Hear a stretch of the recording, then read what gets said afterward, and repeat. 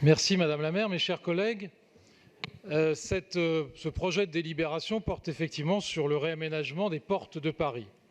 Alors ce n'est pas un dossier nouveau, puisque depuis un certain nombre d'années, des portes, environ une vingtaine, ont fait l'objet soit d'une réhabilitation et d'un réaménagement, soit de projets qui vont être réalisés dans les années prochaines. Simplement, je rappelle que les portes de Paris, c'est environ 8% du territoire parisien, c'est 6% de la population, 125 000 personnes, 65 000 logements, beaucoup de logements sociaux situés entre les Maréchaux et le boulevard périphérique. Certains projets sont en cours. Je pense à la porte de Montreuil, je pense à la porte Maillot. D'autres sont en cours d'interrogation, de réflexion. Je pense à la porte de la Villette, à la porte d'Orléans, à la porte de Saint-Cloud, à la porte de Sèvres.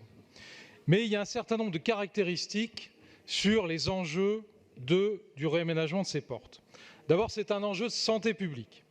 Les portes concentrent les territoires qui sont les plus pollués à Paris et où les niveaux de pollution sonore sont les plus importants. C'est aussi un enjeu environnemental.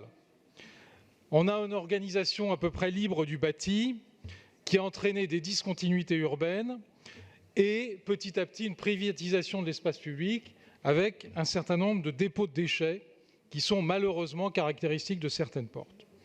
C'est aussi un enjeu de transport, puisque les portes actuellement, en tout cas celles qui n'ont pas été réaménagées, environ une quinzaine, sont hostiles aux piétons et aux cyclistes et sont souvent envahies par la voiture.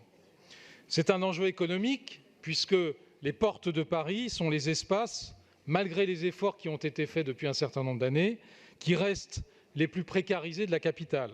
Taux de chômage le plus important, taux de pauvreté les plus importants.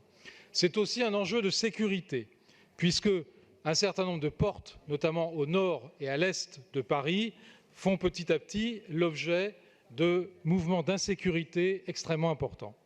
Enfin, c'est un enjeu métropolitain, puisque aujourd'hui les portes font l'objet d'une triple fracture, d'une triple césure.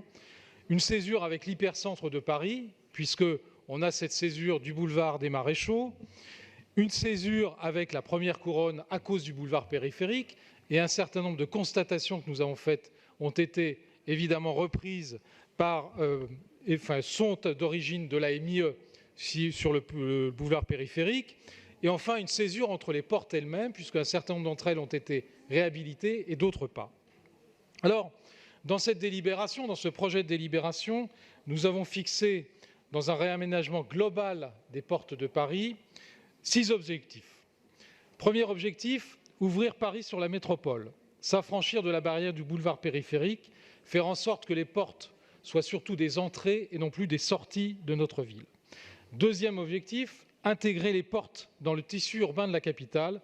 Je l'ai dit tout à l'heure, nous avons vu que le boulevard des Maréchaux, même si l'arrivée du tramway a un peu changé les choses, reste une barrière un peu infranchissable. Troisième objectif, maîtriser et fluidifier la circulation automobile. Quatrième objectif, faire des portes des espaces de vie multifonctionnels. Je l'ai dit tout à l'heure, 6% de la population de Paris vit actuellement sur les 38 portes de notre capitale. Cinquième objectif, associer à la définition du projet toutes les échelles de décision, du citoyen aux collectivités extra-parisiennes. Je pense évidemment aux communes de la première couronne, mais également à la métropole du Grand Paris. Enfin, sixième objectif, coordonner les opérations de réaménagement des portes dans une logique globale. Et c'est ça qui nous importe le plus, puisque aujourd'hui, sur les portes qui ont été réaménagées, elles l'ont été non pas dans une logique globale, mais dans une logique plutôt d'arrondissement. Il y a de la friture. Et il est bien logique, évidemment, que les maires d'arrondissement soient les coordinateurs de ces réaménagements des portes, mais il faut que nous soyons dans une logique beaucoup plus globale.